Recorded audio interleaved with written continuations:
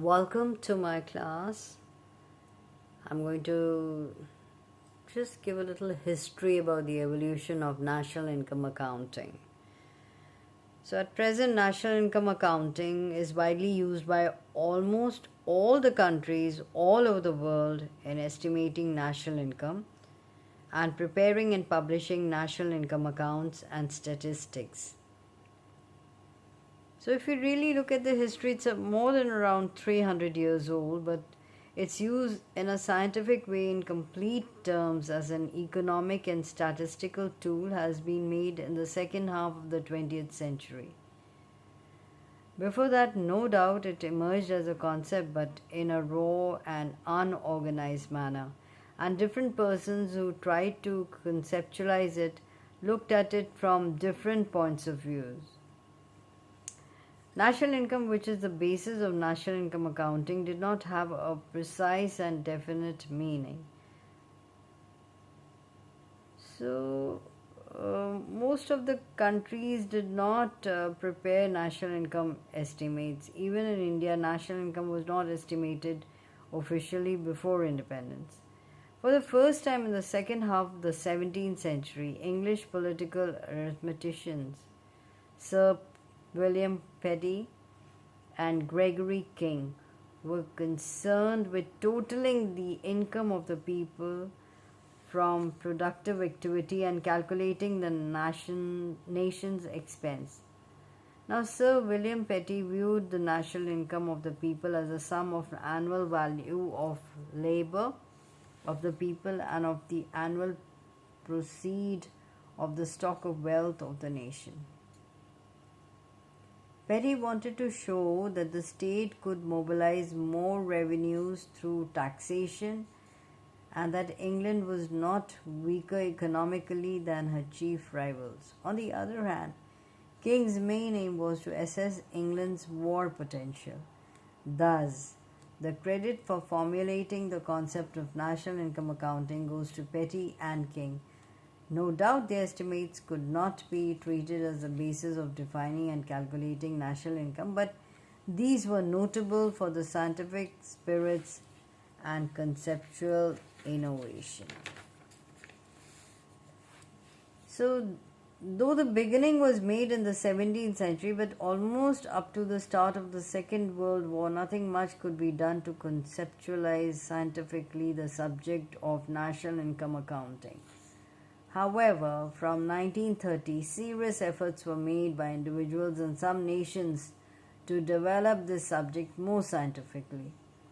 But this subject took a definite and concrete shape only after the mid-40s, when officially League of Nations and United Nations took concrete steps to develop national income accounting in a manner so that all the nations could use it uniformly and their estimates could be comparable.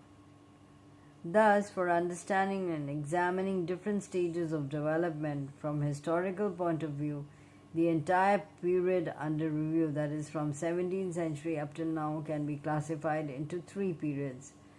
So, the first, second and third periods, let's see. So, during the first period, many political economists and economists try to define national income, but there is a wide variation in their approaches, and in such a situation, nations fail to understand as to what is the meaning of national income and how should it be estimated. We have looked above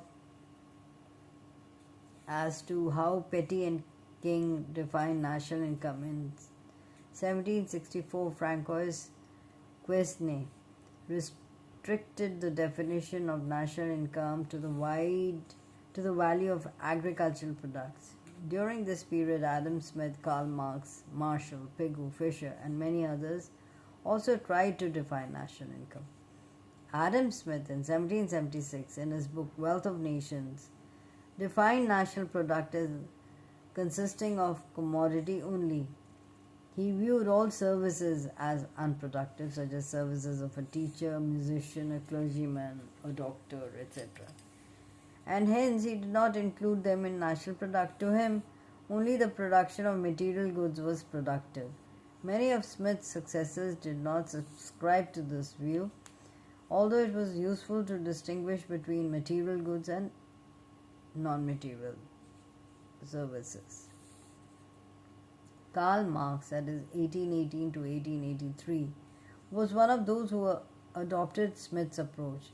Marxian approach gained favor with the former Soviet Union and other communist countries who adopted the concept of national product that excludes all these services which do not contribute to material production. However, this approach did not gain the favor of the capitalist world, but Marshall in 1890 in his book Principles of Economics defined national income as net aggregate of commodities, material and immaterial, including services of all kinds. Marshall made a basic departure from that of Smith, and his approach gained widespread acceptance. Now, Professor A.C. Pigou in 1932 in his book Economics of Welfare defined national income as that part of the objective income of the community, including, of course, income derived from abroad, which can be measured in money. Pigou's definition can be considered better than the definition of Marshall in the sense that it does not include those goods and services which are neither marketed nor their imputed value can be ascertained, such as the services of housewives. Professor Irving Fisher also defined national income altogether from a different point of view.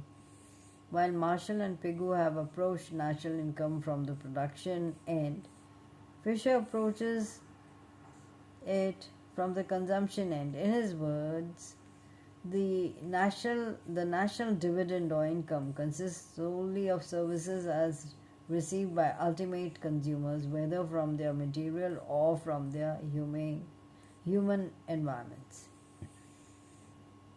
Thus, according to Fisher, the national income of countries is determined not by its annual production, but by its annual consumption. Now, G.M. Keynes' famous theory, a general theory of employment, interest and money, formulated in 1936, spurred tremendously the investigations into national income. Keynes was motivated to formulate his theory to analyze and suggest policy measures to face the problem of shrinking production and mass unemployment as an offshoot of World Depression of 1929.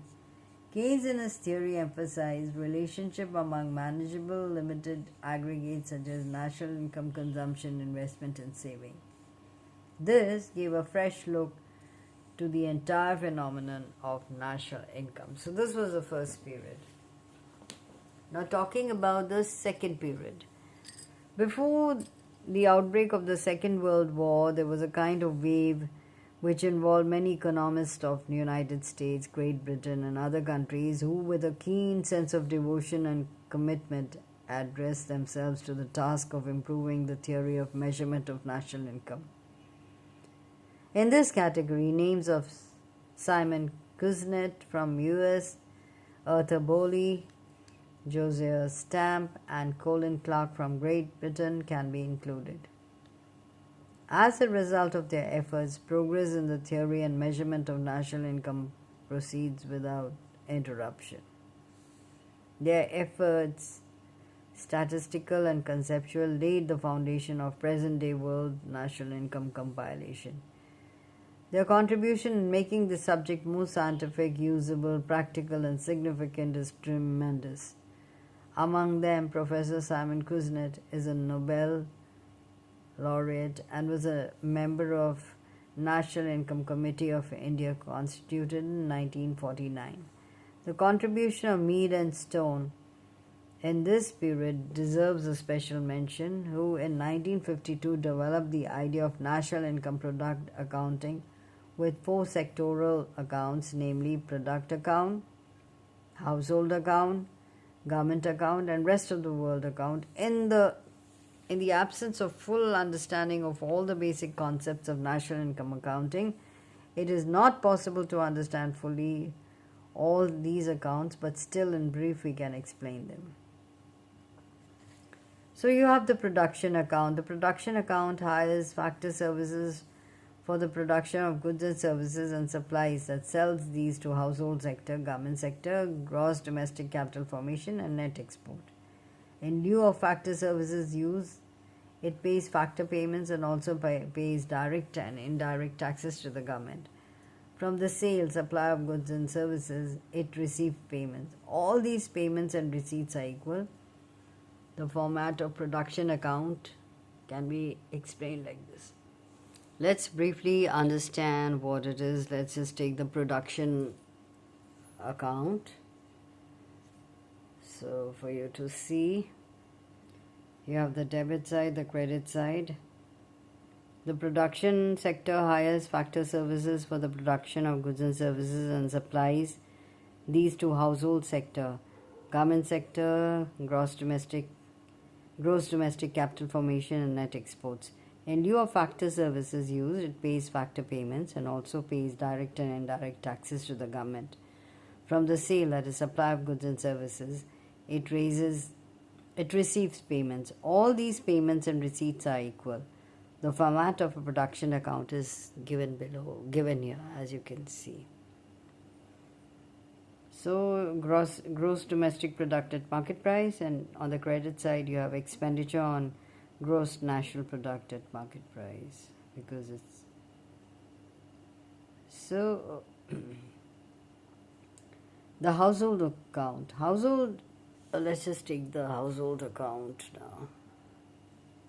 So for the household account, again you have the debits and the credits. The household sector sells supplies factor services to the production sector and purchases goods and services from the production sector. Its receipts are factor payments received from production sector and transfer payments from the government sector. Its payments are for the goods purchased from production sector and direct taxes to the government. The format is given as you can see that.